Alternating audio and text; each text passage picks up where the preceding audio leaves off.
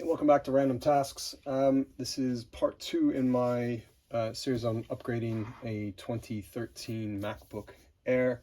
The first one shows how I replaced the solid state drive to basically go from 120 gig drive to 480 gigs. In this video, I'm going to be showing you how to replace the battery. So obviously make sure the computer has been shut down. This one already has. And I'm using a battery that I got from iFixit. Which also has a great instructions on actually how to do this. But this is for MacBook Air 13-inch, late 2010 to 2017. And so let's open this up. You can see what's inside. So there's this very strange looking thing. And a bit of silica gel, which apparently you should not eat, just throw away. Who knew that?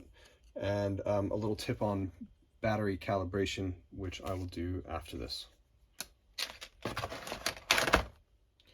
So on the back of the MacBook Air, there are 10 screws, and they use a P5 Pentalobe screwdriver. If you don't have one of those in your normal toolkit, don't worry, these are only a few pounds. You can get them from Amazon. So a few bucks, few pounds, whatever your currency may be. Now, the two here in the middle by the hinge are different length than the other 8. So you got to make sure that you keep track of what goes where. I just got a piece of paper with some masking tape on it. I can stick them on and group them together appropriately. And I only have a few screws in here at the moment because I only just replaced the drive, so I didn't bother putting all the screws back in because I knew I was going to be taking it apart again a little bit later. So only these last two remaining.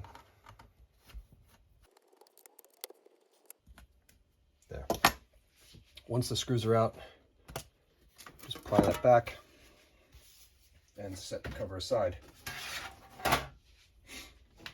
So here's the old battery. It's held in place by 5 screws. 1, 2, 3, 4, 5. And again, these are a different length. So I've just put 5 dots on this piece of paper. I'm going to put the screws exactly on the dots so I know which one goes where. Now these are T5 Torx screws, not P5 Pentalobe screws. But before I get into that, almost forgot, need to disconnect the battery connector. Normally there would be a little clear plastic tab and you would pull it this way. When I disconnected the battery when I replaced the drive earlier today, the tab just came right off. So I know that the other way to do it is with a couple of fingernails. Just pry it back towards the front of the computer. Don't lift it up, whatever you do. But there, it's easy enough. Now the connector's out. So now I can go ahead and remove the screws.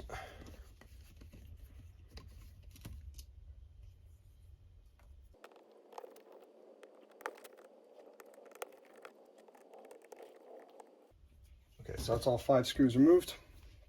So I'm going to very carefully get this out. And it says avoid touching these pouches, but there you go. There's the old battery that's been removed. So I'll set that aside. Get the new one out.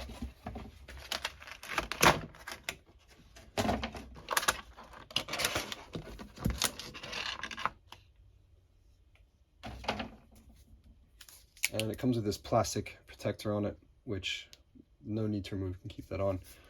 The battery connector has a new plastic, there's a plastic pull on that, so it makes it easier in the future. But I'm just going to set this in here. Just make sure that is pulled back. And then reverse insulation. So put the screws back in. And obviously make sure that you're putting the screws back into the correct place. Okay, after you get all the screws back in, you just need to reconnect the little battery cable here. So very carefully, get that back in position.